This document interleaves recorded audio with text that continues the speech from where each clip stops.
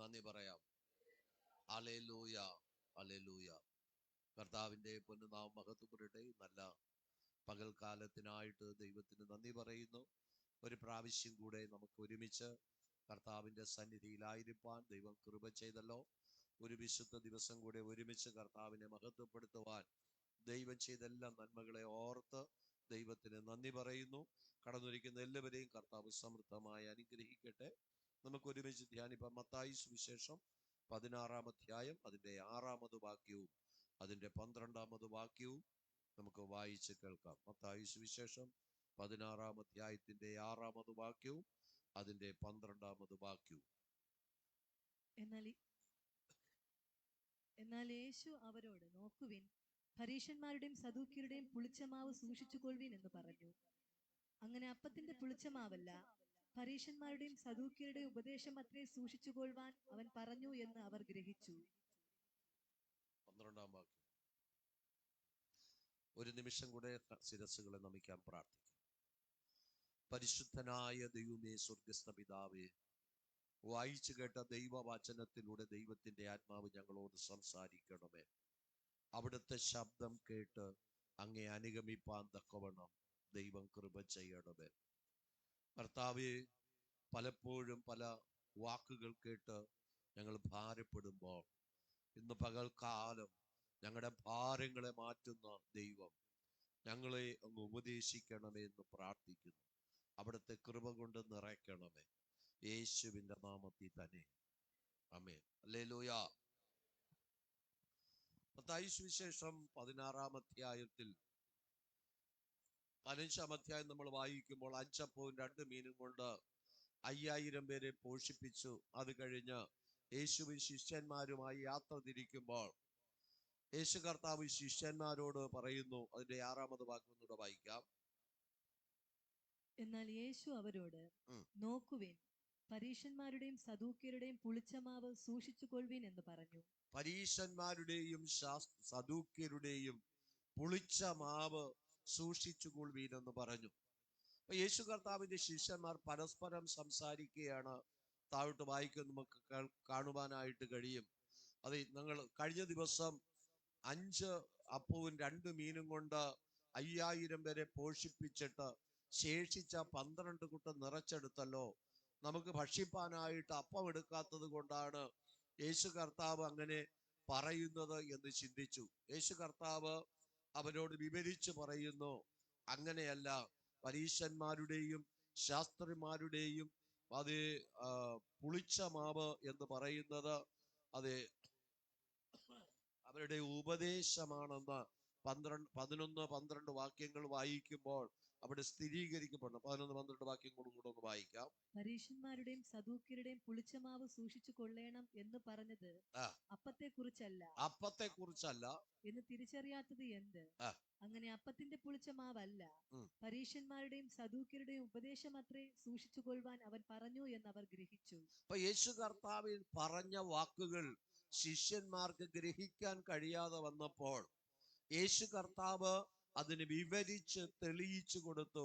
ശിഷ്യന്മാർക്ക് ഗ്രഹിക്കുവാൻ തക്കവണ്ണം അതിന് വിവരിച്ചു കൊടുത്തു. ഇന്ന് പകൽക്കാലം പല ദൈവവചനത്തിന്റെ പൊരുളുകളും നമുക്ക് ഗ്രഹിക്കാൻ കഴിയാതെ വരുമ്പോൾ പരിശുദ്ധാത്മാവിൽ ആശ്രയം വെച്ചാൽ, കർത്താവിൽ ആശ്രയം വെച്ചാൽ കർത്താവ് അതിനെ ഗ്രഹിപ്പിക്കുവാനായിട്ടിടയായി തീരും.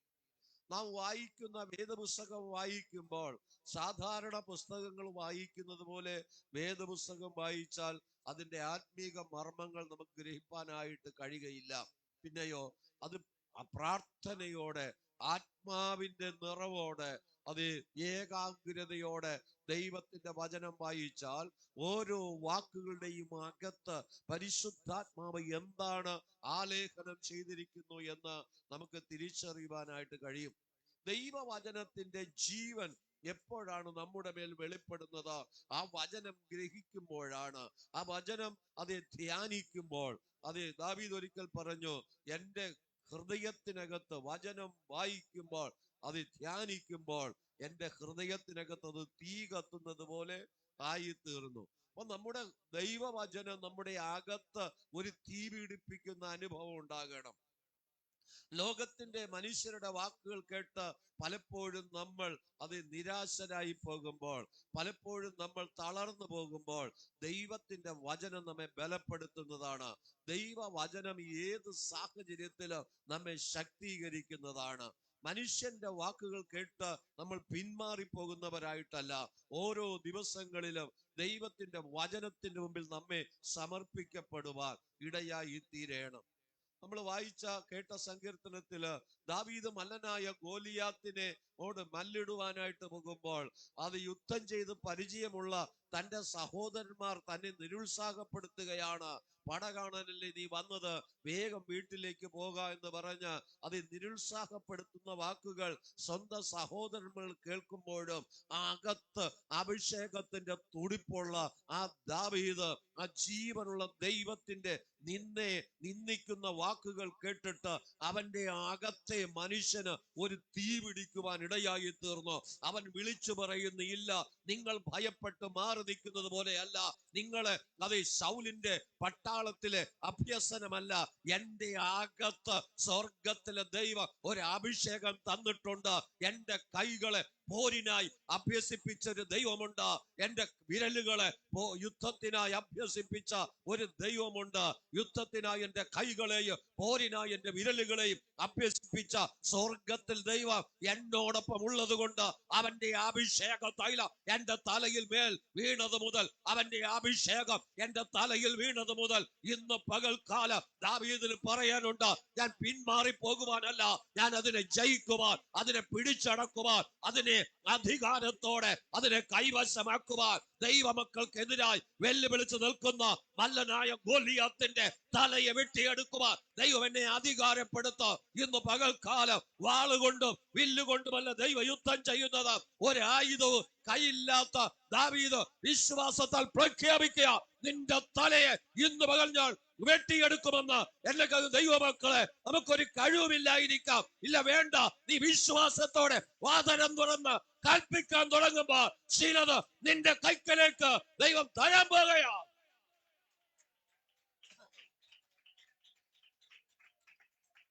ഹല്ലേലൂയ. മല്ലനെ കൊല്ലാനുള്ള വാള് അവന്റെ ഉറയിൽ തന്നെ ഉണ്ടായിരുന്നു. അഭിഷക്തൻ വാളും കൊണ്ടല്ല നടക്കുന്നത്.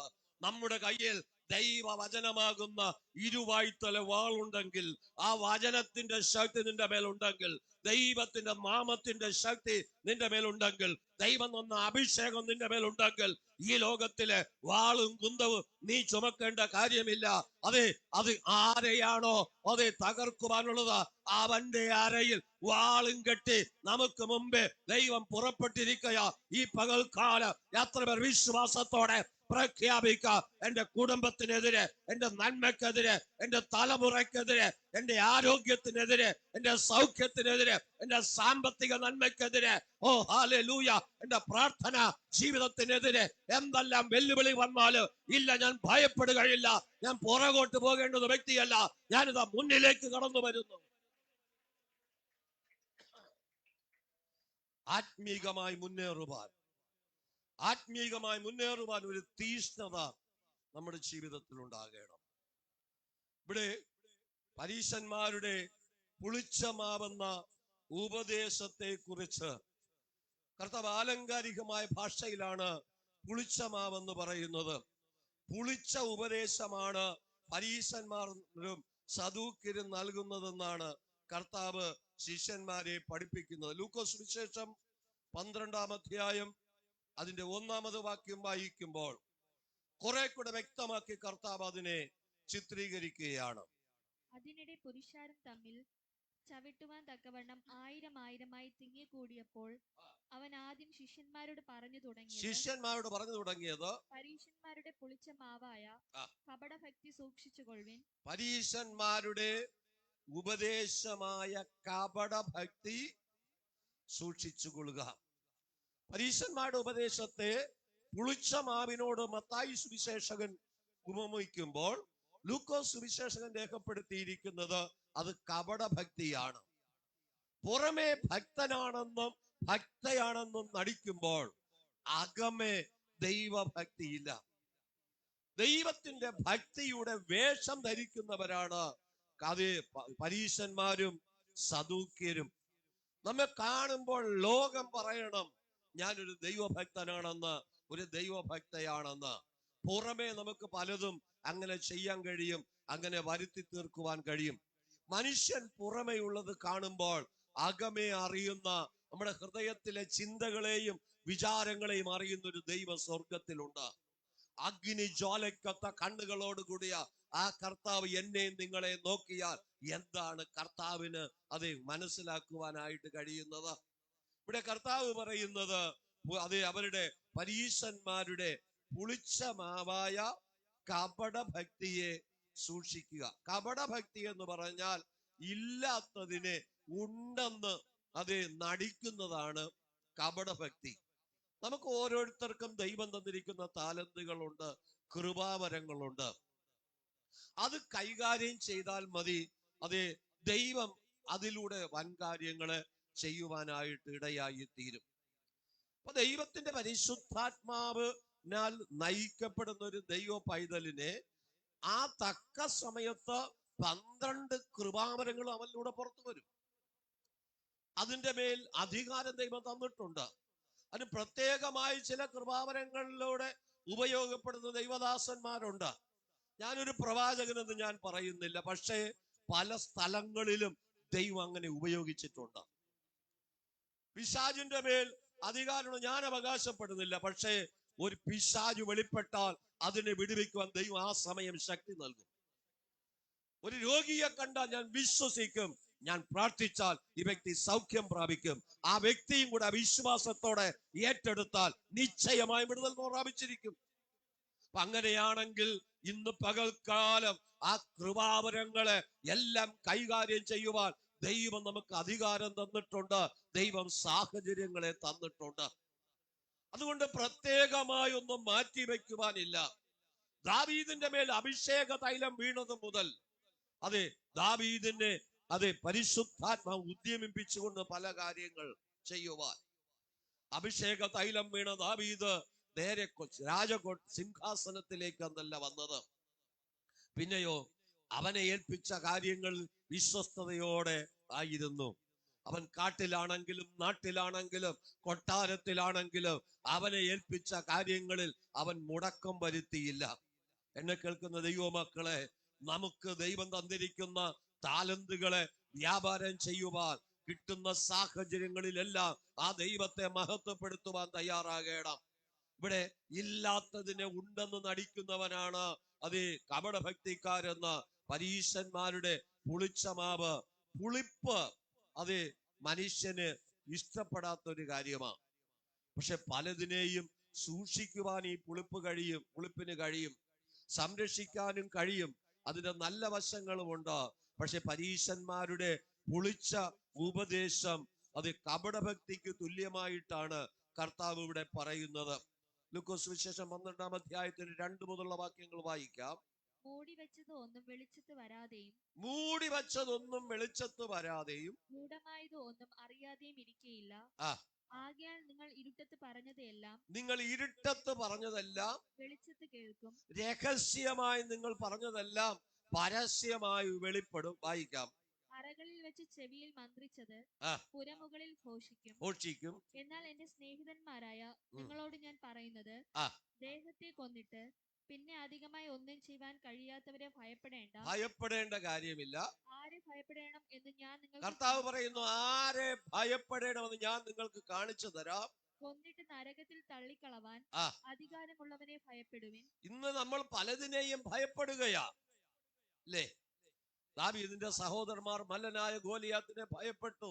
ഇന്ന് പലർക്കും ഇരുട്ടിനെ ഭയമാണ്, വ്യക്തികളെ ഭയമാണ്, മനുഷ്യരെയാണ് പലർക്കും ഭയം. ഇല്ല, ദൈവത്തെ ഭയപ്പെടുന്ന ഒരു ദൈവ പൈതലിന് മനുഷ്യനെ ഭയപ്പെടേണ്ട കാര്യമില്ല. അപ്പൊ ദൈവത്തിന്റെ സന്നിധിയിൽ വിശ്വസ്തയോടെ വചന വ്യവസ്ഥ ജീവിക്കുന്ന ഒരു ദൈവ പൈതലിന് ഏത് സാഹചര്യത്തിലും ഭയമില്ലാതെ ദൈവത്തിൽ നിൽക്കാൻ കഴിയും. കർത്താവിന്റെ സന്നിധിയിൽ പ്രാർത്ഥിക്കുന്ന തന്റെ മക്കൾക്ക് വേണ്ടി ദൈവം കരുതി വച്ചിരിക്കുന്ന ചില നന്മകളുണ്ട്.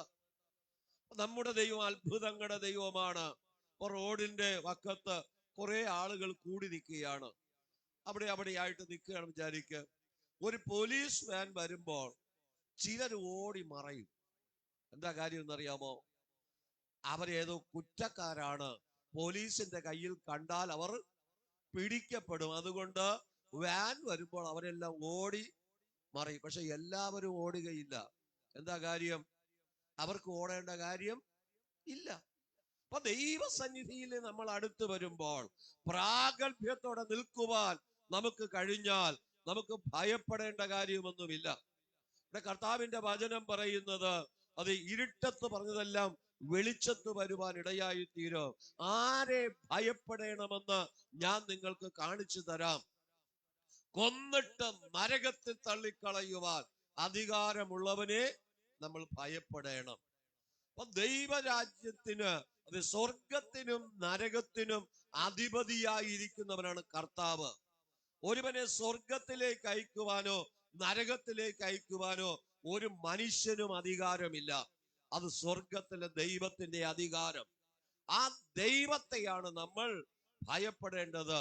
ഈ ലോകത്തിൽ എന്തെല്ലാം പ്രയാസങ്ങൾ ഉണ്ടാക്കുന്നുവോ അവരെ നമ്മൾ ഭയപ്പെടേണ്ട കാര്യമില്ല. അവർക്ക് ഒരു ന്യായവിധി ഉണ്ടെന്ന് നമ്മൾ തിരിച്ചറിയണം. നമ്മൾ അനുഭവിക്കുന്ന ക്ലേശങ്ങള്, നിന്ദയും പരിഹാസവും ഒക്കെ ദൈവം അനുവദിച്ചിട്ടാണെങ്കിൽ അതിന്റെ പിന്നിൽ ഒരു പ്രതിഫലം ഉണ്ടാവും.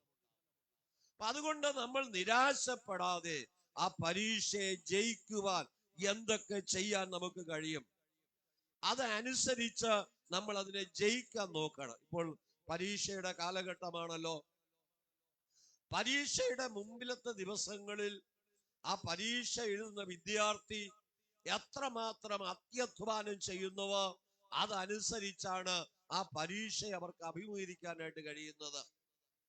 ഇടയ്ക്കൊരു മിക്കവാറും എല്ലാ ദിവസങ്ങളിലും ഇങ്ങനെ പരീക്ഷയെ കുഞ്ഞുങ്ങൾ ടെലിഫോണിൽ വിളിച്ച് പ്രാർത്ഥിക്കാറുണ്ട്. ഒരു മോള് വിളിച്ചോ പറഞ്ഞു, അപ്പച്ചാ എനിക്ക് ഭയങ്കര പേടിയാണ് പരീക്ഷയെ അഭിമുഖീകരിക്കാൻ, എനിക്ക് പേടി തോന്നുന്നു, എനിക്ക് ഭയം മാറണം, അതിനു വേണ്ടി പ്രാർത്ഥിക്കണം. ഞാൻ ചോദിച്ചു, എന്താ നീ ഭയപ്പെടുന്നത്? പഠിക്കേണ്ട സമയം മൊബൈൽ കണ്ടോ? പഠിക്കേണ്ട സമയം കിടന്ന് ഉറങ്ങിയോ? പഠിക്കേണ്ടുന്ന സമയം മറ്റേതെങ്കിലും കാര്യത്തിനുവേണ്ടി സമയം ചെലവഴിച്ചോ? എന്താ നീ ഭയപ്പെടുന്നത്? അപ്പൊ പഠിക്കാനുള്ളതെല്ലാം കൃത്യമായി പഠിച്ച ഒരു കുട്ടിക്ക് ഭയപ്പെടേണ്ട കാര്യമില്ല. ഓരോ ദിവസങ്ങളിലും നമ്മെ ഏൽപ്പിച്ച കാര്യങ്ങളിൽ നമ്മൾ വിശ്വസ്തയോടെ നിന്നാൽ, സൺഡേ സ്കൂൾ അധ്യാപകൻ ചോദിക്കുകയാണ്, എല്ലാ ദിവസങ്ങളിലും വൈകുന്നേരം സന്ധ്യാപ്രാർത്ഥന നടത്തിയ കുട്ടികൾ കൈ ഉയർത്താൻ പറഞ്ഞാൽ, ധൈര്യമായി കൈ ഉയർത്താൻ കഴിയണമെങ്കിൽ ആ പ്രാർത്ഥിച്ചിരിക്കണം. വേദപുസ്തകം വായിച്ച കുട്ടികൾ കൈ ഉയർത്താൻ പറഞ്ഞാൽ ധൈര്യമായി കൈ ഉയർത്താൻ കഴിയണമെങ്കിൽ ആ കുട്ടികൾ വേദപുസ്തകം വായിച്ചിരിക്കണം.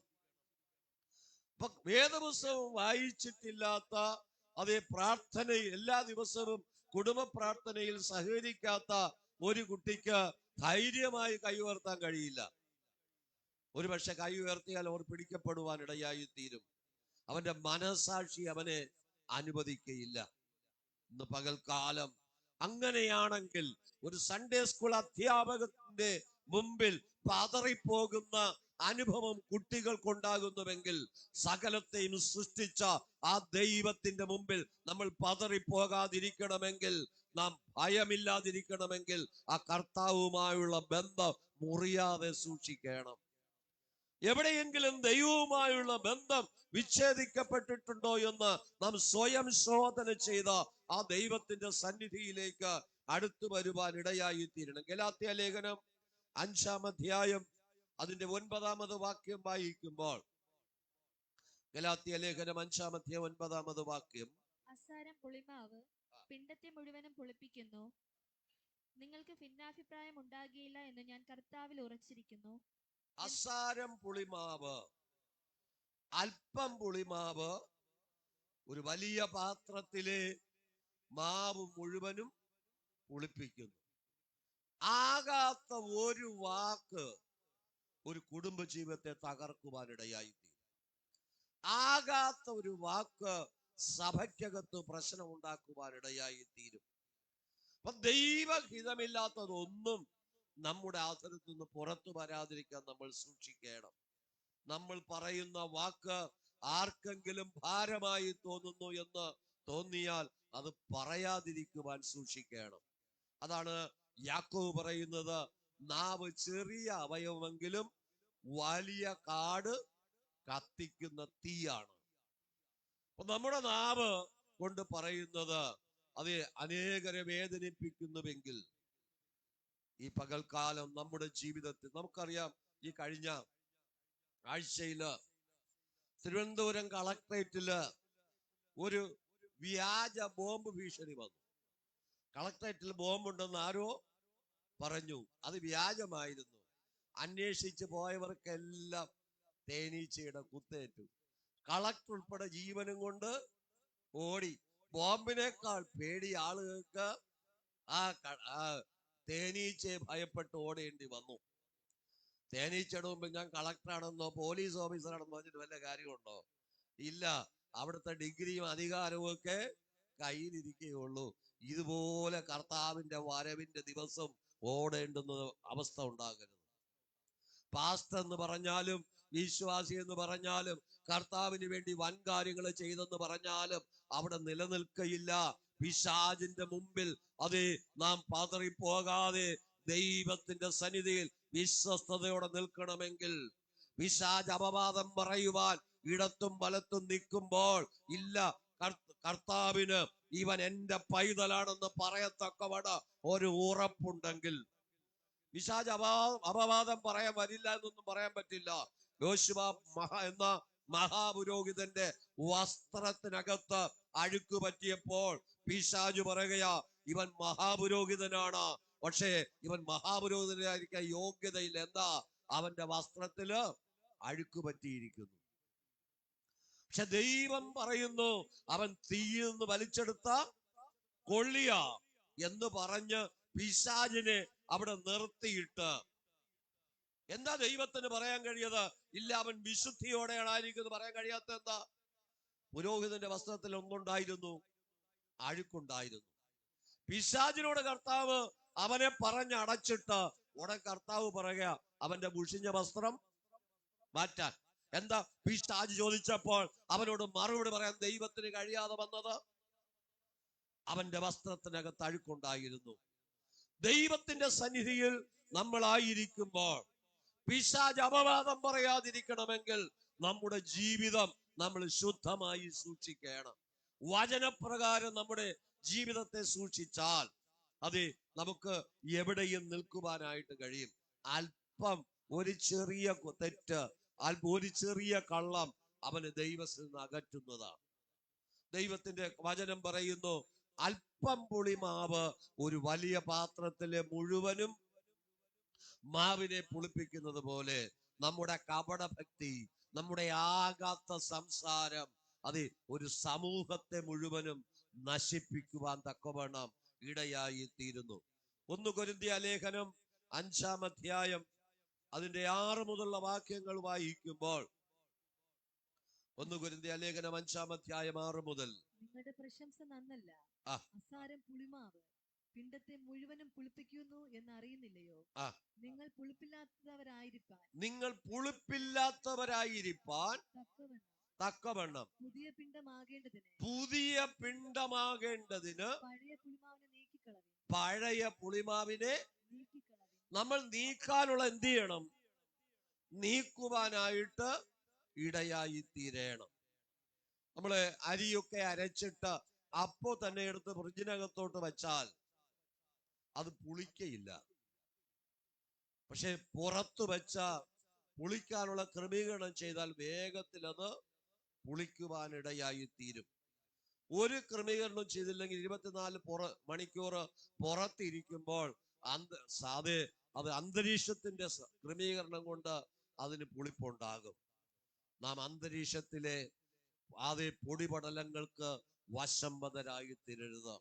ആളുകൾ പറയുന്ന വാക്കുകൾക്ക് നമ്മൾ കീഴ്പ്പെട്ടു കൊടുക്കരുത്. കർത്താവിന്റെ വചനം എന്ത് പറയുന്നു അതാണ് നമ്മൾ ചിന്തിക്കേണ്ടുന്നത്. നാം പുളിപ്പില്ലാത്തവരായിരിക്കുവാൻ, നമ്മുടെ വാക്കുകൾ ഉവ് എന്നും ഇല്ല എന്നുമായിരിക്കുവാൻ, നമ്മുടെ വാക്കുകൾ അനേകർക്ക് ആശ്വാസം പകരുന്നതായിരിക്കുവാൻ. അതാണ് കർത്താവ് നമ്മെ കുറിച്ച് ആഗ്രഹിക്കും. 1 കൊരിന്ത്യർ ലേഖനം 5-ാം അധ്യായത്തിന്റെ 9 മുതലുള്ള വാക്യങ്ങൾ വായിക്കുമ്പോൾ, ദുർനടപ്പുകാരോട് സംസർഗം അരുത് എന്ന് ഞാൻ എന്റെ ലേഖനത്തിൽ നിങ്ങൾക്ക് എഴുതിയിട്ടുണ്ടല്ലോ. അത് ഈ ലോകത്തിലെ ദുർനടപ്പുകാരോടോ അത്യാഗ്രഹികളോടോ പിടിച്ചുപറിക്കാരോടോ വിഗ്രഹാരാധികളോടോ അരുത് എന്നല്ലല്ലോ. അങ്ങനെയെങ്കിൽ നിങ്ങൾ ലോകം വിട്ടു പോകേണ്ടി വരും. ഇവിടെ ദുഷ്ടന്മാരോടും ആകാത്തവരോടും സംസർഗം അരുത് എന്ന് കർത്താവ് പഠിപ്പിക്കുമ്പോൾ അത് അഭിഷക്തൻ അതിനെ എടുത്തു പറയുന്നു. അങ്ങനെയെങ്കിൽ നമ്മൾ ലോകം വിട്ട് പോകേണ്ടി വരും. ഈ ലോകത്തിലെ ഏത് മനുഷ്യനോടും നമുക്ക് സഹകരിപ്പാൻ തക്കവണ്ണം അവകാശമുണ്ട്. നിങ്ങൾ അവരോടൊപ്പം കൂട്ടുകൂടാതിരുന്നാൽ മാത്രം മതി. അപ്പൊ കർത്താവ് ഒരു മദ്യപാനിയോട് സംസാരിക്കരുതെന്നല്ല പറയുന്നത്. പക്ഷേ നീ അവന്റെ കൂടെ കമ്പനി കൂടാനല്ല ദൈവം ആഗ്രഹിക്കുന്നത്. ഏതു വിധേനയും അവനതിൽ നിന്ന് പിന്തിരിപ്പിക്കുവാൻ. ഇന്ന് ഈ അടുത്ത കാലത്തൊരു വാട്സപ്പിനകത്തൊരു ന്യൂസ് ആരും ഇട്ടെന്ന് ഓർക്കുന്നില്ല. 6ലും 7ലും പഠിക്കുന്ന പെൺകുട്ടികൾ ഇങ്ങനെ പുകവലിക്കുന്നത് ഒളിച്ച് മാറി നിന്നു. ഒരു ബീഡി കത്തിച്ച് എന്തൊക്കെ അകത്ത് തിരി കയറ്റിയിട്ട് ഒരെണ്ണം കത്തിച്ചിട്ട് പലരും ഇങ്ങനെ 4-5 പേര് മാറി മാറി വലിക്കുന്ന ഒരനുഭവം. സ്കൂൾ യൂണിഫോം ഇട്ടുകൊണ്ട് കേരളത്തിനകത്ത് നടക്കുന്ന അനുഭവങ്ങൾ, അതിനെതിരെ നമുക്ക് പ്രാർത്ഥിപ്പാൻ കഴിയുന്നുണ്ടോ? അതിനെതിരെ നമുക്ക് പ്രവർത്തിപ്പാൻ കഴിയുന്നുണ്ടോ? ഒരു ചെറുവിരൽ അനക്കാൻ നമുക്ക് കഴിയുന്നുണ്ടോ?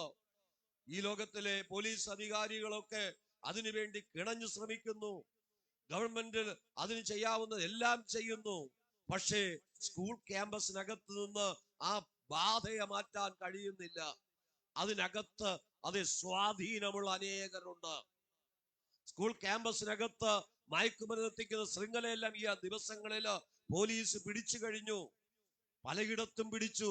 പിടിക്കപ്പെടാത്ത എത്രയോ പേരുണ്ട്. ഇന്ന് പകൽ നമ്മെയും പിടിക്കുന്ന ഒരു ദിവസമുണ്ട്. ആ കർത്താവിന്റെ സന്നിധിയിൽ ലജ്ജിക്കാത്ത മുഖത്തോടെ നിൽപ്പാൻ ഒരു പ്രാഗൽഭ്യം നമ്മുടെ ജീവിതത്തിൽ ഉണ്ടാകണം.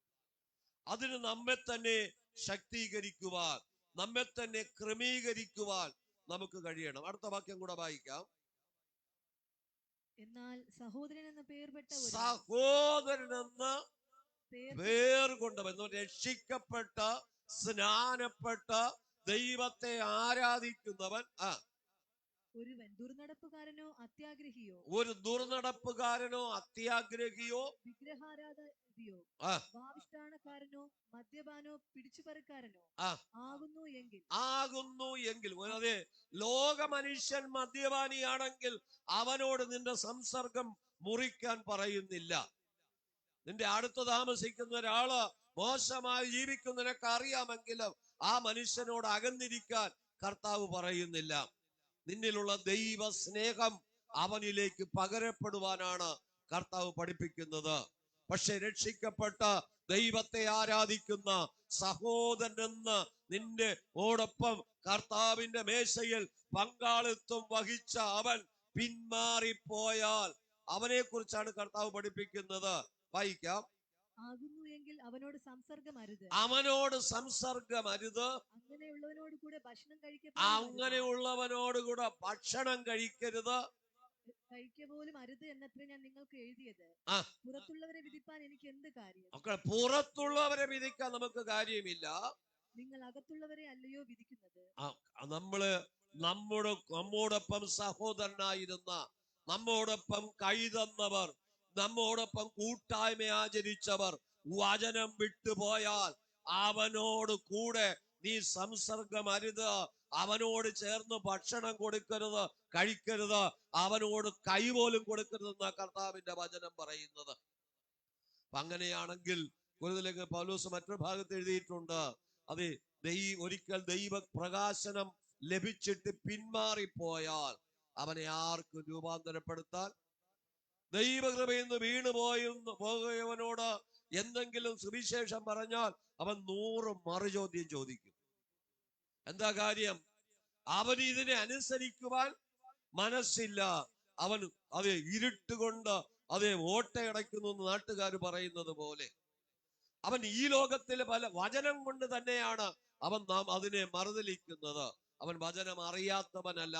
അവനോടുകൂടെ സമയം ചെലവഴിക്കുന്നതിനേക്കാൾ ദൈവത്തെ അറിയാത്ത ഒരുവന് വേണ്ടി പ്രാർത്ഥിക്കുവാനോ അവനോട് സുവിശേഷം പറയുവാനോ നമ്മൾ സമയം കണ്ടെത്തിയാൽ അവർ ദൈവരാജ്യത്തിന് ഓഹരിക്കാരായി തീരും. ദൈവരാജ്യത്തിൽ നിന്ന് അകന്നു പോകുന്നവനോട് കൂടെ അവനോട് സംസർഗമരുത്, അവനോടുകൂടെ ഭക്ഷണം പോലും കഴിക്കുവാൻ പോകരുതെന്നാണ് കർത്താവിന്റെ വചനം പറയുന്നത്. അടുത്ത ഭാഗം, പുറത്തുള്ളവരെ ദൈവം വിധിക്കുന്നു, ആ ദുഷ്ടനെ നിങ്ങളുടെ ഇടയിൽ നിന്ന് നീക്കിക്കളവിൻ. അടുത്ത വാക്യം, നിങ്ങളിൽ ഒരുത്തിന് മറ്റൊരുത്തനോട് ഒരു കാര്യമുണ്ടെങ്കിൽ വിശുദ്ധന്മാരുടെ മുമ്പാകെ അല്ല അഭക്തന്മാരുടെ മുമ്പിൽ വ്യവഹാരത്തിന് പോകുവാൻ തുനിയുന്നുവോ? നമുക്കൊരു വിഷയം വന്നാൽ ദൈവഭയമില്ലാത്തവന്റെ അടുക്കൽ നമ്മുടെ കാര്യങ്ങൾ കൊണ്ടുകൊടുക്കരുത്.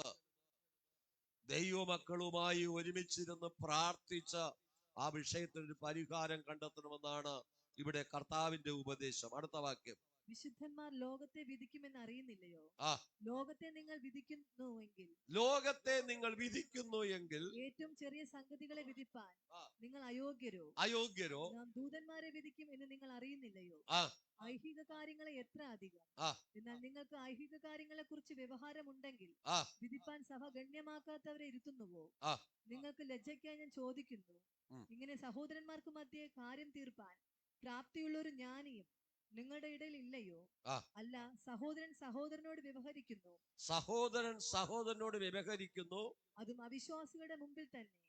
അവിശ്വാസികളുടെ മുമ്പിൽ ദൈവമക്കൾ തമ്മിൽ സംസാരിക്കുന്നത് ദൈവനാമം ദുഷിക്കപ്പെടുവാനായിട്ട് ഇടയായി തീരും.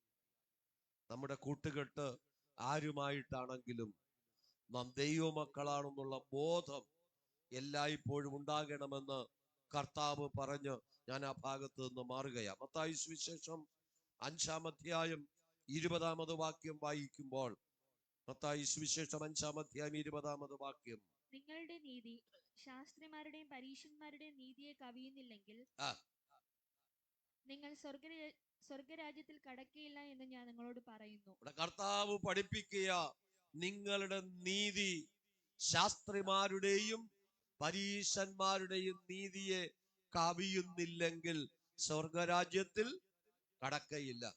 അപ്പൊ പരീശനും ശാസ്ത്രി എവിടെ കടക്കയില്ല? അവർ പുറമേയുള്ള കാര്യങ്ങൾ, ബാഹ്യമായ കാര്യങ്ങളെല്ലാം ചെയ്യുന്നു.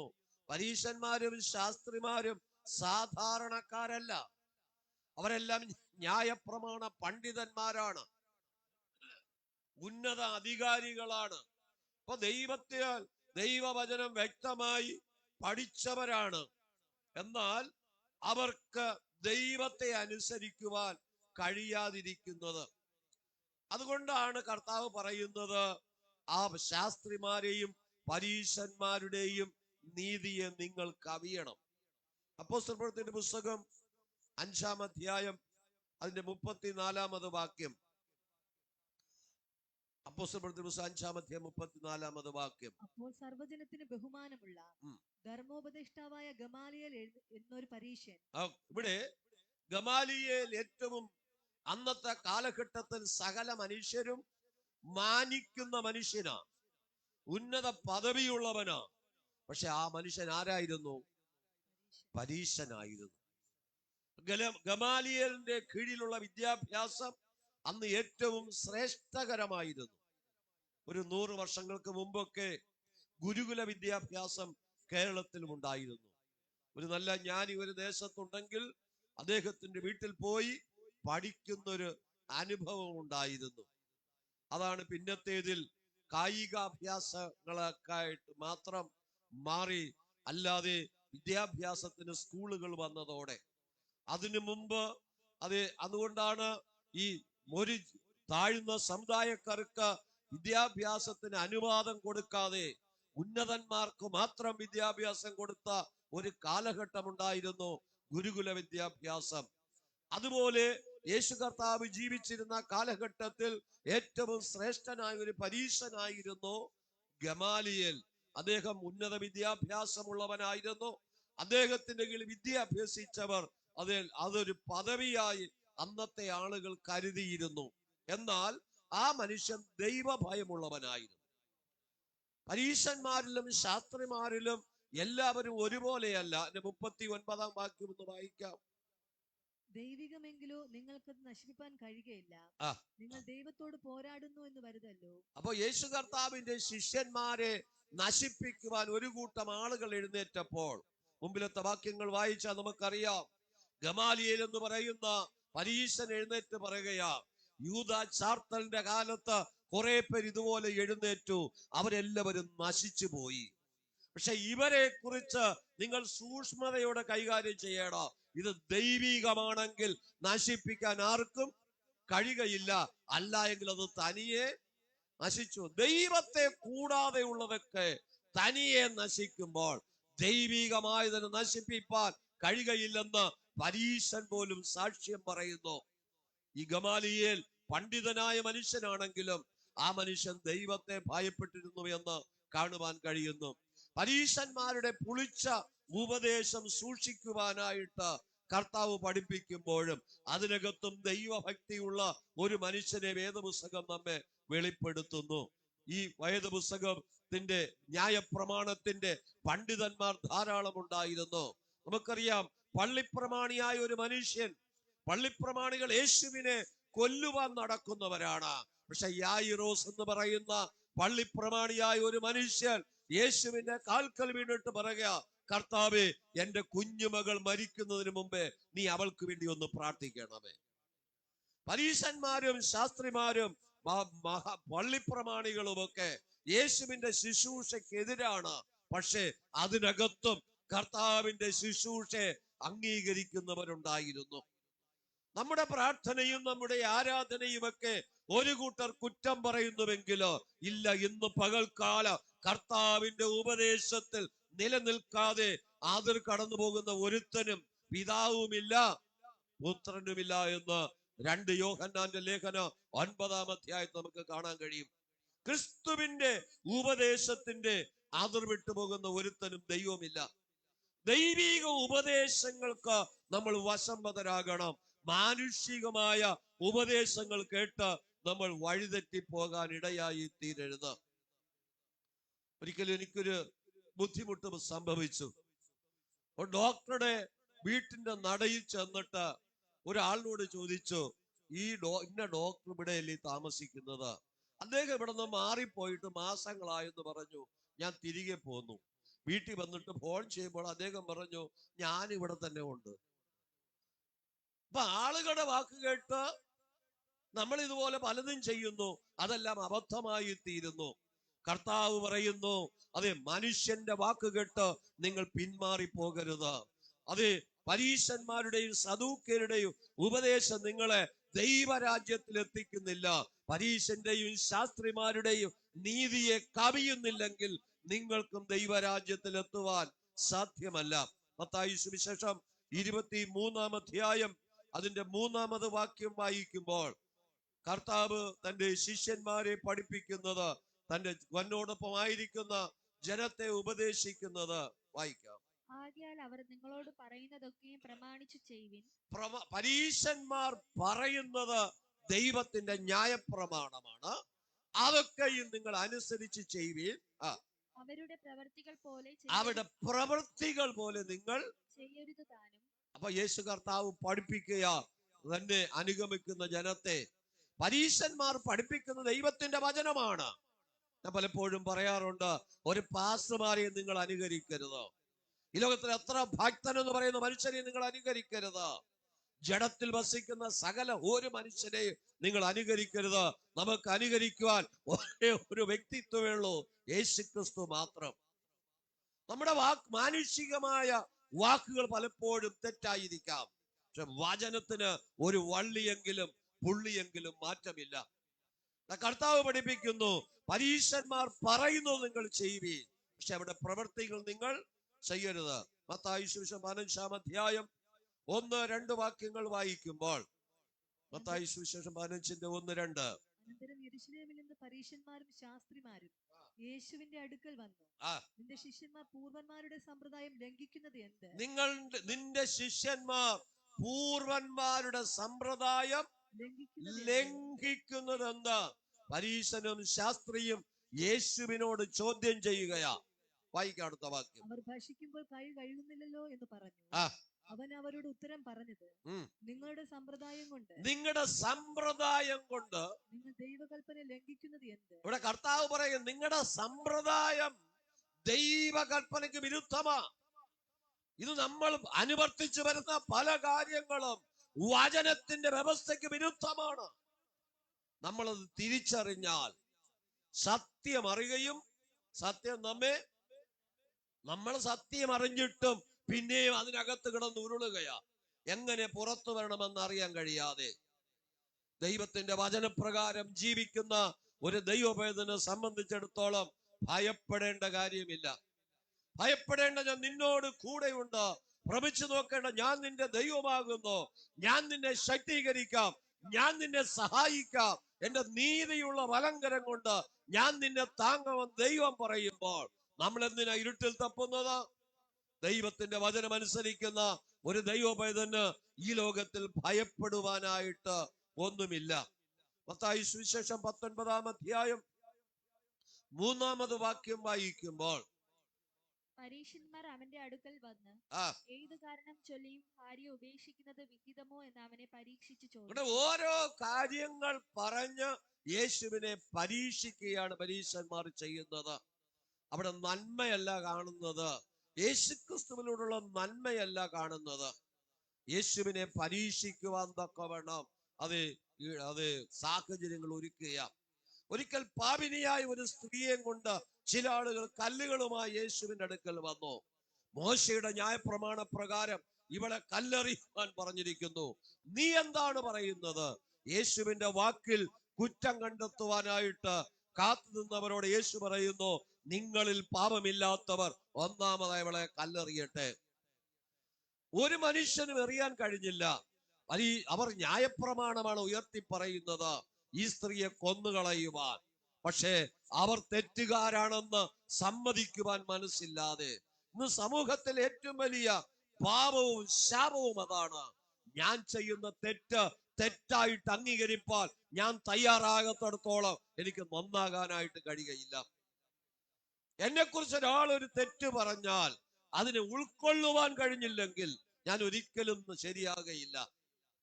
ഒരു കൊച്ചുകുട്ടിയാണ് എന്നെ കുറിച്ച് തെറ്റ് പറഞ്ഞാൽ അത് തെറ്റാണെന്ന് അംഗീകരിപ്പാനും പിന്നെ അത് ആവർത്തിക്കാതിരിപ്പാനും നമ്മൾ കഴിയണം. എങ്കിലേ നമ്മുടെ ജീവിതത്തിൽ അത് രൂപാന്തരം വരുത്തുകയുള്ളൂ. ഇവിടെ കർത്താവിന്റെ വചനം പറയുന്നു, നിങ്ങൾ പൂർവന്മാരുടെ സമ്പ്രദായം ആചരിച്ച് ദൈവകൽപ്പന ലംഘിക്കുകയാണ്. ദൈവത്തിന്റെ ഇഷ്ടത്തിനെതിരാണ് സമ്പ്രദായങ്ങളും ആചാരങ്ങളും പാരമ്പര്യങ്ങളുമെല്ലാം. പാരമ്പര്യങ്ങളും ആചാരങ്ങളും അനുഷ്ഠാനങ്ങളും കർത്താവിൽ നിന്ന് ജനത്തെ അകറ്റിക്കൊണ്ടിരിക്കുകയാണ്. ദൈവത്തിന്റെ സന്നിധിയിൽ പ്രാർത്ഥിക്കുന്ന ദൈവമക്കളെ, നമുക്ക് ദൈവം വച്ചിരിക്കുന്ന ഒരു പ്രമാണമുണ്ട്. ആ പ്രമാണത്തിൽ ഇല്ലാത്തതൊന്നും നമുക്ക് വേണ്ട. മത്തായി അപ്പോസ്തലപ്രവൃത്തിയുടെ പുസ്തകം 23-ാം അധ്യായം 6 മുതലുള്ള വാക്യങ്ങൾ വായിക്കാം. എന്നാൽ ന്യായാധിപ സംഘത്തിൽ ഒരു പക്ഷം സദൂക്യരും ഒരു പക്ഷം പരീശന്മാരുമാകുന്നു എന്ന് പൗലോസ് അറിഞ്ഞു.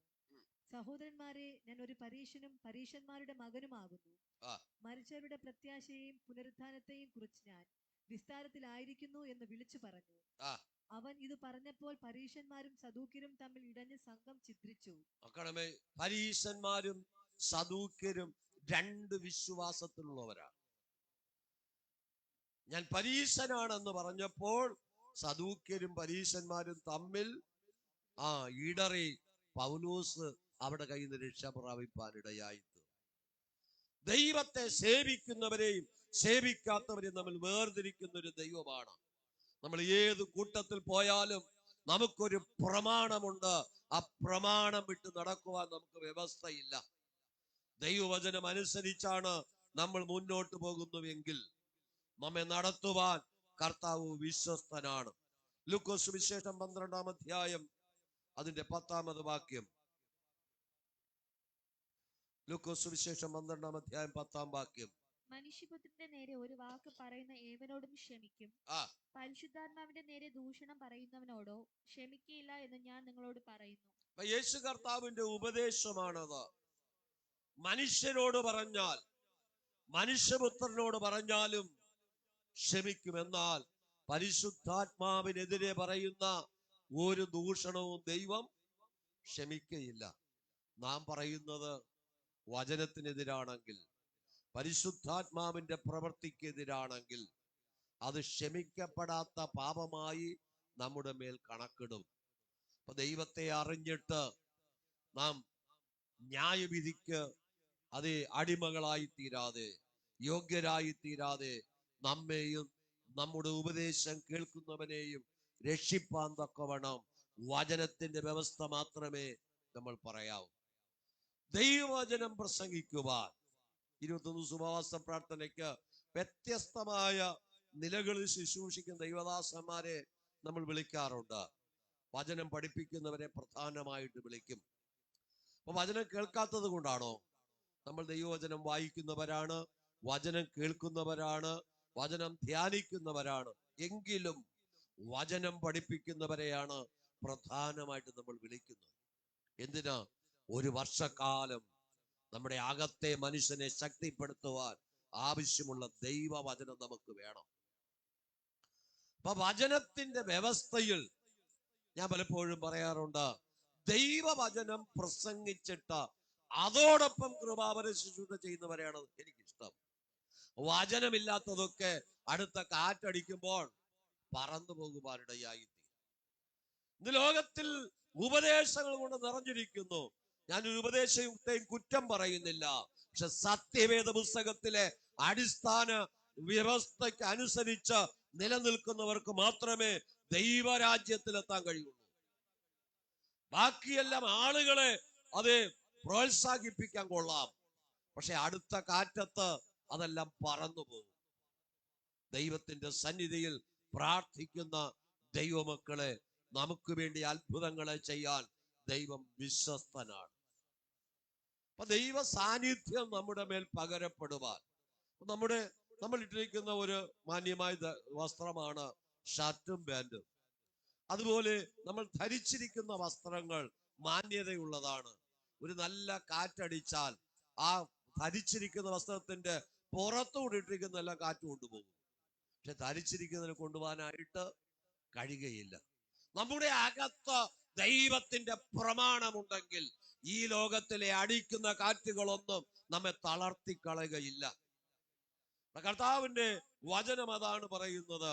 പരിശുദ്ധാത്മാവിനെ എതിരെ പറയുന്ന ദൂഷണം ദൈവം ക്ഷമിക്കയില്ല.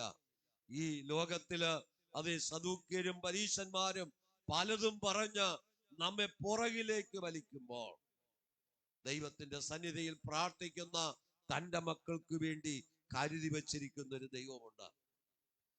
ലൂക്കോസ് സുവിശേഷം 18-ാം അധ്യായത്തിലേക്ക് വരുമ്പോൾ 10 മുതലുള്ള 1-2 വാക്യങ്ങൾ വായിക്കാം.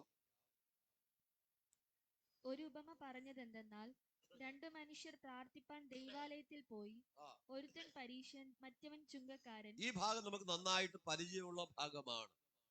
2 പേർ ഒരുമിച്ച് ആലയത്തിൽ പ്രാർത്ഥിക്കാൻ പോയി.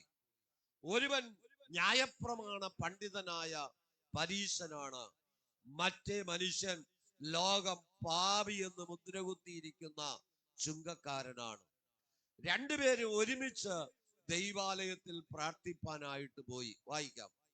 പരീശൻ നിന്നുകൊണ്ട് തന്നോട് തന്നെ, ദൈവമേ, പിടിച്ചുപറിക്കാർ, നീതികെട്ടവർ, വ്യഭിചാരികൾ മുതലായ ശേഷം മനുഷ്യരെ പോലെയോ ഈ ചുങ്കക്കാരനെ പോലെയോ ഞാൻ അല്ലായികയാൽ നിന്നെ വാഴ്ത്തുന്നു. പരീശൻ പ്രാർത്ഥിക്കുന്നത് തന്നോട് തന്നെ എന്നാണ് അവിടെ പറയുന്നത്. ഈ ലോകത്തിലെ ദുഷ്ടന്മാരെ പോലെ ഞാൻ അല്ലായികയാൽ ഞാൻ എല്ലാറ്റിലും നീതിമാനാണ്. സ്വയം നീതീകരിക്കുവാൻ പരീശൻ ശ്രമിക്കുന്നു. അതുകൊണ്ട് ആ കർത്താവ് പറയുന്നത്, അവന്റെ കൂടെ കൂട്ടുകൂടരുത്. അവന്റെ ഉപദേശം പുളിപ്പുള്ളതാണ്. അവന്റെ ഭക്തി കപടഭക്തിയാണ്. അപ്പൊ ദൈവത്തെ ആരാധിക്കുന്ന ദൈവമക്കളുടെ ജീവിതത്തിൽ നാം തിരിച്ചറിയണം, ദൈവവചന വ്യവസ്ഥയില്ലാത്തതൊന്നും നമ്മുടെ കയ്യിൽ വേണ്ട. നമ്മുടെ ദൈവം അത്ഭുതങ്ങളുടെ ദൈവമാ. നമ്മുടെ ദൈവം വീര്യപ്രവർത്തികളുടെ ദൈവമാ. ദൈവത്തിന്റെ സന്നിധിയിൽ പ്രാർത്ഥിക്കുന്ന തന്റെ മക്കൾക്ക് വേണ്ടി കരുതി വച്ചിരിക്കുന്ന ഒരു ദൈവമുണ്ട്. നാം ദൈവസന്നിധി വലങ്കരം ഉയർത്തുമ്പോൾ നമുക്ക് ധൈര്യമായി പറയാൻ കഴിയണം, കർത്താവേ, ഞാൻ അങ്ങയുടെ സന്നിധിയിൽ ഇതാ ആയിരിക്കുന്നു. നമ്മുടെ കരം ഉയർത്തി പ്രാർത്ഥിക്കുമ്പോൾ അതിന്റെ മറുപടി നമുക്ക് ലഭിക്കുന്നുണ്ടോ? നമ്മുടെ പ്രാർത്ഥനയ്ക്ക് മറുപടി വരത്തക്കവണ്ണം നാം നമ്മെ തന്നെ ക്രമീകരിക്കുവാൻ, വചനത്തിൽ ഓരോ ദിവസവും ശോധന ചെയ്യും, ആ വചനം നമ്മെ ഉപദേശിക്കുവാൻ തക്കവണ്ണം നാം വിധേയപ്പെട്ടു കൊടുത്താൽ. അടുത്ത ഭാഗം വായിക്കാം. ആഴ്ചയിൽ 2 വട്ടം ഉപവസിക്കുന്നു, നേടുന്നതിലൊക്കെയും പതാരം കൊടുത്തു. ഇതാണ് പരീശന് പറയാനുള്ളത്. ഈ നിൽക്കുന്ന പാപിയായ മനുഷ്യനെ പോലെയോ പിടിച്ചുപറിക്കാരനെ പോലെയോ ചുങ്കക്കാരനെ പോലെയോ ഞാനല്ല. ഞാൻ ആഴ്ചയിൽ 2 വട്ടം ഉപവസിക്കുന്നു, നേടുന്നതിലൊക്കെയും ദശാംശം കൊടുക്കുന്നു. അതൊക്കെയാണ് മനുഷ്യർ കാണുവാൻ തക്കവണ്ണം പരീശന്മാർ ചെയ്യുന്നത്. നമ്മുടെ ജീവിതത്തിൽ ആ ഒരു തീഷ്ണത അല്ലേ? പണ്ട് കാലത്ത് ഞാൻ ആയിരുന്ന ആലയത്തില് ഒരാളൊരു വലിയ വാഴക്കൊല കൊണ്ടുവന്നാൽ അടുത്ത പ്രാവശ്യം അതിനേക്കാൾ വലിയ വാഴക്കൊല കൊണ്ടുവരാൻ തക്കവണ്ണം ആളുകൾ ശ്രമിക്കും. 5000 രൂപയുടെ സാധനം ഈ വർഷം ഞാൻ കൊടുത്താൽ അതിനേക്കാൾ കൂടുതൽ കൊടുക്കാനായിട്ട് ചില ആളുകൾ കൊണ്ടുവരുന്ന സാധനം വില കൂട്ടി വിളിച്ച് അതിനേക്കാൾ കൂടുതൽ എൻ്റെ പേര് പൊങ്ങിയിരിക്കണമെന്ന് ആഗ്രഹിക്കുന്നവരുണ്ട്. അപ്പൊ ഈ ലോകത്തില് പ്രശംസയ്ക്ക് വേണ്ടി എന്താ അന്ന് അവിടുത്തെ പുരോഹിതൻ എഴുതിയത് പറയണം, ഏറ്റവും കൂടുതൽ ലേലം വിളിച്ച ആളിന്റെ ആളാണ് അല്ലേ? അത് ഇവിടം കൊണ്ട് തീരുമെന്നാ കർത്താവ് പറയുന്നു. ഞാൻ ഇടയ്ക്ക് ആരോട് ചോദിച്ചു, പണ്ട് കാലത്ത് നമ്മളായിരുന്ന ആലയങ്ങളിൽ രാവിലെ പള്ളി പോയാൽ 8 മണിക്ക് മുമ്പേ ഒരു ചായ കുടിച്ചാൽ കുടിച്ചു, കുടിച്ചില്ലെങ്കിൽ കുടിച്ചില്ല. രാവിലെ വീട്ടിൽ നിന്ന് ഇറങ്ങിയാൽ ആരാധനയും സംഘടന ആരാധനകളും കോറ പ്രാക്ടീസ് എല്ലാം കഴിഞ്ഞ 1 മണി 2 മണിക്കാണ് വീട്ടില് വരുന്നത്. അവർക്ക് വിശപ്പുമില്ല, ദാഹവുമില്ല. ഇവിടത്തെ ഇന്നത്തെ സഭായോഗത്തിന് 10:30 എന്ന് പറഞ്ഞ ഒരു 10:35 പലരുടെയും BP കൂടും. 10 മണിക്ക് നിർത്തിയാൽ കൊള്ളാമെന്ന് ആഗ്രഹിക്കുന്നവരാ പലരും. എന്താ അന്നത്തെ വിശ്വാസവും ഇന്നത്തെ വിശ്വാസവും തമ്മിൽ നമ്മൾ എത്രയോ പുറകിലല്ലേ? ചിന്തിച്ചിട്ടുണ്ടോ നിങ്ങൾ? മാസം നിർത്തിയാ മതി എന്ന് ചിന്തിക്കുന്നവരല്ലേ പലരും? എന്താ നമ്മൾ എവിടെ വിശ്വാസത്തിൽ കുറവുള്ളവരല്ലേ? ഞായറാഴ്ച മാത്രം പള്ളിയിൽ പോയപ്പോര് എന്തിനാ 21 ദിവസം ഉപവസിക്കണം? എല്ലാ ദിവസവും എന്തിനാ പോണം? നീ ആ വിശ്വാസത്തിൽ എവിടെയോ വീണുപോയി, നീ പിന്മാറ്റത്തിലാണ്. ഇത് മനുഷ്യന്റെ ഉപദേശമാണ്, ഇത് പരീശന്റെ പുളിച്ചമാവാണ്. അത് നിന്നെ നാശത്തിലേക്ക് നയിക്കുമ്പോൾ വചനം എന്തു പറയുന്നു? ദൈവത്തിന്റെ ദിവസത്തെ ബഹുമാനയോഗ്യമെന്നെണ്ണണം. ദൈവം തരുന്ന എല്ലാ നന്മകളിലും കഴിഞ്ഞ 21 ദിവസം ഉപവാസ പ്രാർത്ഥന അത് തുടങ്ങിയപ്പോ ഉണ്ടായിരുന്ന പലരും ഇന്നില്ലല്ലോ. പലരും ലോകത്തുനിന്ന് മാറ്റപ്പെട്ടില്ലേ? ദൈവം നമ്മെ ആയുസ്സോടെ നിർത്തിയിരിക്കുന്നത് ഒരു ഉപവാസ പ്രാർത്ഥനയോടെ കാണുവാൻ ഭാഗ്യം തന്നെങ്കിൽ അതിനെ ബഹുമാനത്തോടെ കാണണം. നിനക്കൊരു പക്ഷെ വരാൻ കഴിഞ്ഞില്ലയോ, പോകാനുള്ള ഒരാളെ നിരുത്സാഹപ്പെടുത്തരുത്. ഇന്നത്തെ വിശ്വാസികളുടെ കുഴപ്പം എന്തെന്നറിയാമോ? എനിക്ക് പോകാൻ കഴിഞ്ഞില്ലെങ്കിൽ ഒരാളുടെ കൂടെ കൂട്ടുപിടിക്കും. അവള് പോയില്ലല്ലോ, അതുകൊണ്ട് ഞാനും പോയില്ല. അപ്പൊ എന്റെ കൂടെ ആരുണ്ട്? നരകത്തിൽ പോകാൻ ആളുകളെ കൂട്ടാനാണ് ആൾക്ക് താല്പര്യം. സ്വർഗരാജ്യത്തിലേക്ക് പോകുവാൻ ഒരുക്കപ്പെടാൻ എത്ര പേർ താല്പര്യമുണ്ട്? എവിടെയോ നമ്മുടെ തീഷ്ണത കുറഞ്ഞു പോയില്ലേ? എവിടെയോ നമ്മുടെ വിശ്വാസം കുറഞ്ഞു പോയില്ലേ? വിശ്വാസത്തിൽ എവിടെയോ പുളിപ്പ് കയറിയില്ലേ? എവിടെയോ കപട ഭക്തി കയറിയില്ലേ? ഇന്ന് പകൽ മാനസാന്തരപ്പെടുവാൻ, ആകാത്തതെല്ലാം വലിച്ചെറിഞ്ഞിട്ട് ഇല്ല, കർത്താവിന് വേണ്ടി മരിക്കുവാൻ എന്നെ തന്നെ സമർപ്പിച്ചതാണ് വെള്ളത്തിൽ ഇറങ്ങി സ്നാനം കൊണ്ട് ഞാൻ കാണിച്ചത്. അന്നത്തെ തീഷ്ണത എവിടെയെങ്കിലും കുറഞ്ഞു പോയോ?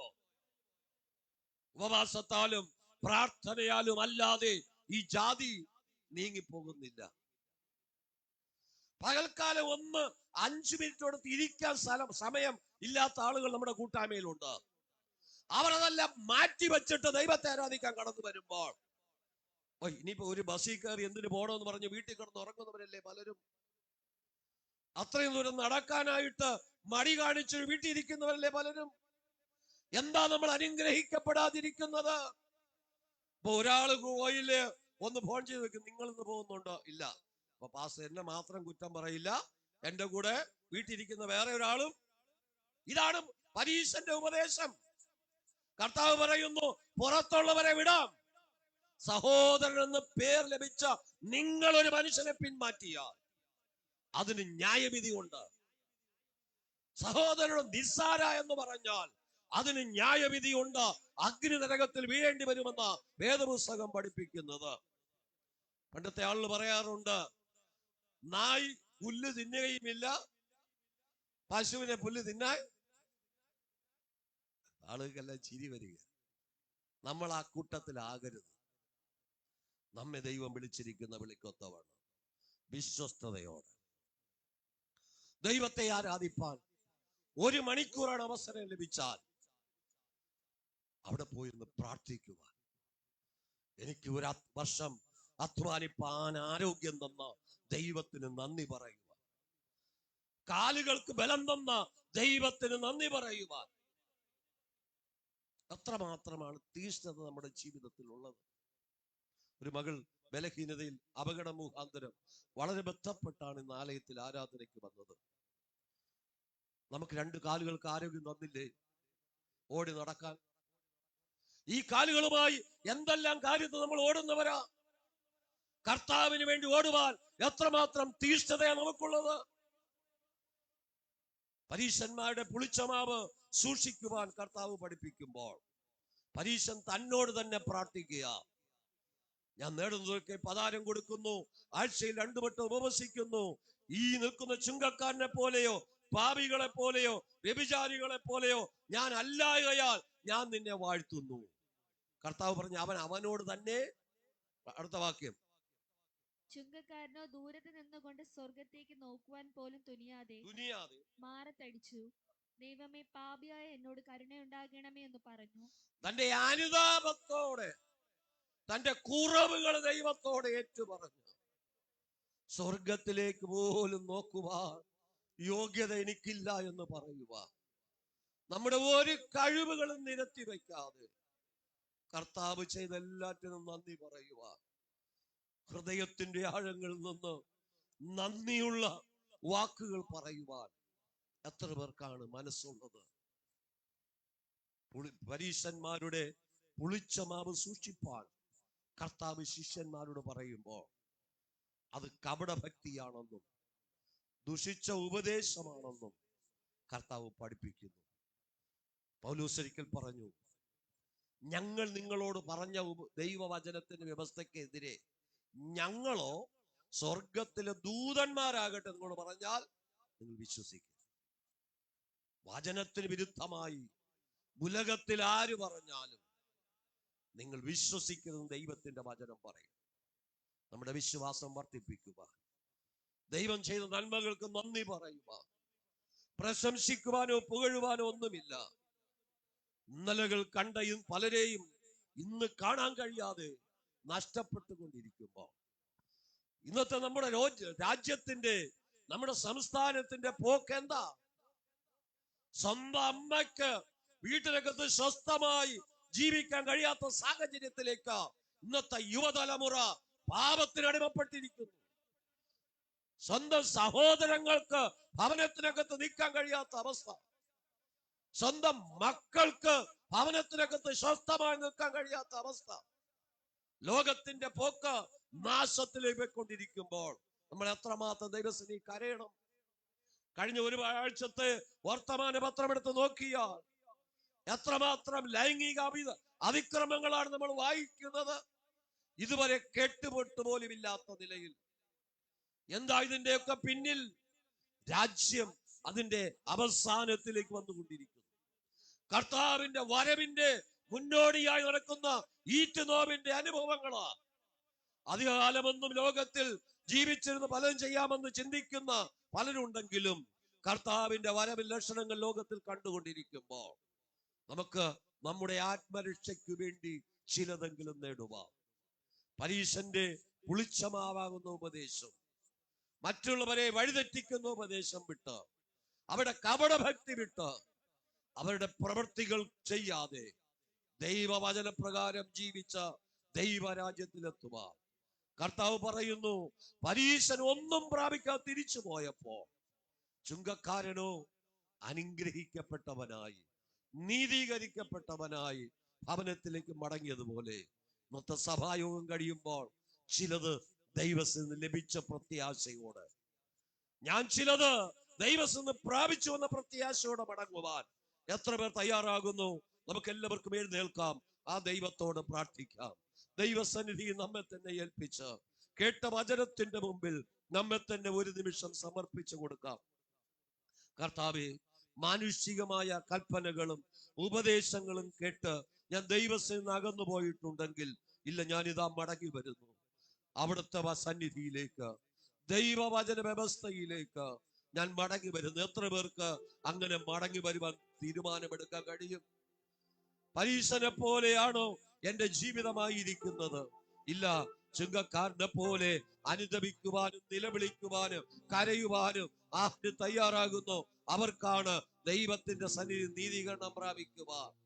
നമ്മുടെ പ്രാർത്ഥനകൾക്ക് മറുപടി തരുന്നൊരു ദൈവമുണ്ട്.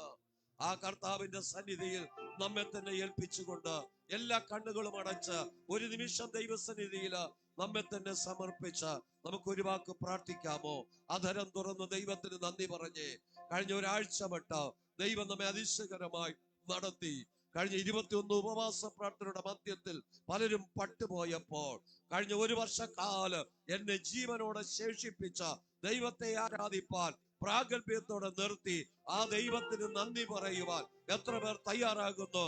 ആദരം തുറന്ന് ആ ദൈവത്തിന് നന്ദി പറഞ്ഞ് പരിശുദ്ധമായ ദൈവത്തിന്റെ കരം ഈ പകൽക്കാലം നമുക്കായി വെളിപ്പെട്ടു വരുവാൻ, ആത്മാവിന്റെ വലിയ സാന്നിധ്യം നമ്മുടെ മേൽ പകരപ്പെടുവാൻ ആ കരങ്ങളെ തട്ടി അല്പസമയം അന്യഭാഷകളില് ദൈവത്തിന് മഹത്വം കൊടുക്കാം. ആദരം തുറന്ന് ആ ദൈവത്തിന് മഹത്വം കൊടുക്കാം ശക്തിയോടെ. ഹല്ലേലൂയ.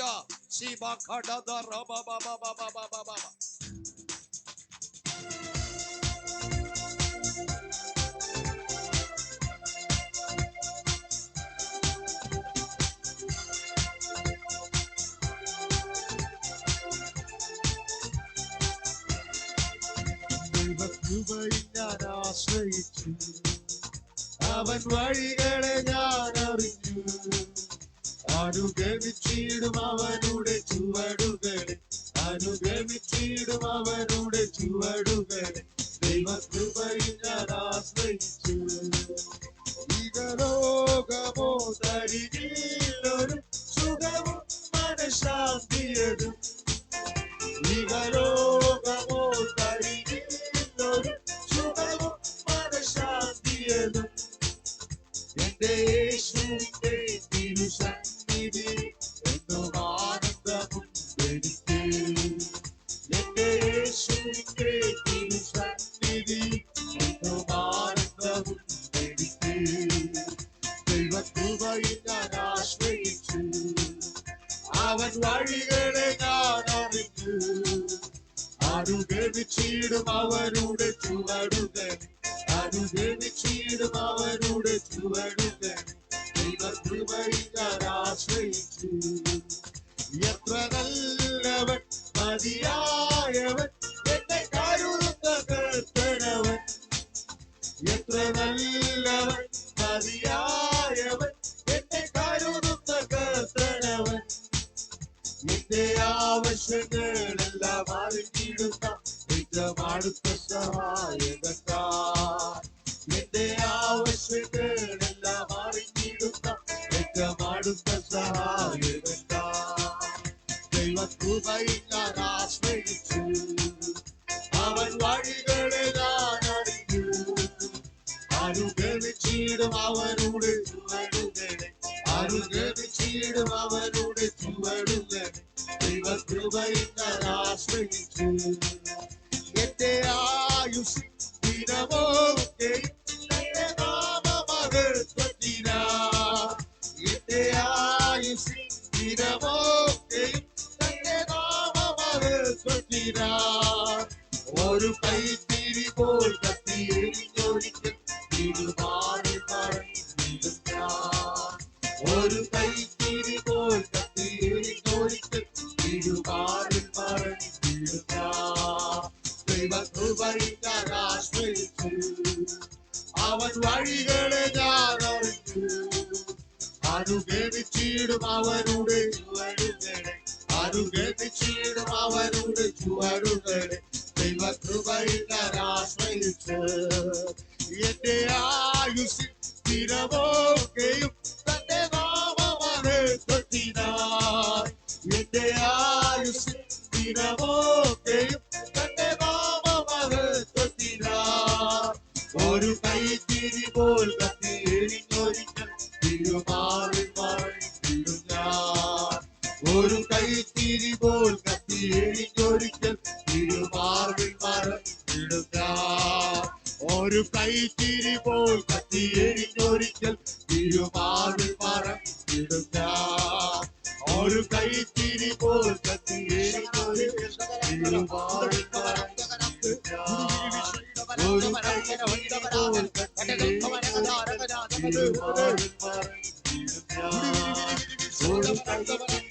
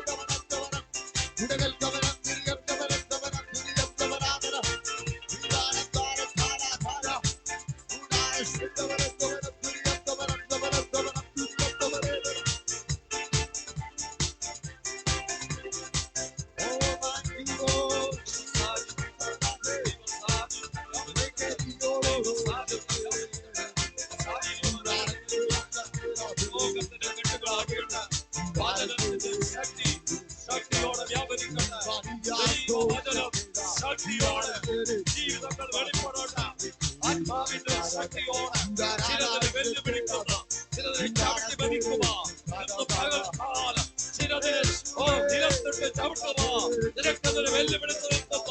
ചില പ്രതിസന്ധികളെ നിനക്ക് വിരോധമായി ഉണ്ടാക്കുന്ന ഒരായുധം വലിക്കയില്ലെന്ന് ഒരൊറ്റ വിളിച്ചു പറയുക. ദൈവത്തിന്റെ നോക്ക ഇന്ന് പകൽക്കാലം പ്രാപിച്ചെടുക്കുക. നേരോടെ തുറക്കുന്നവർക്ക് അവന് ഒരു നന്മയും മുടക്കുകയില്ലെന്ന് ദൈവത്തിന്റെ വചനം പറയുമ്പോൾ ദൈവത്തിന്റെ കരം ഈ പകൽക്കാലം ശക്തിയോടെ വെളിപ്പെടുക. ആത്മാവിന്റെ ശക്തിയോടെ, ആത്മാവിന്റെ ശക്തിയോടെ.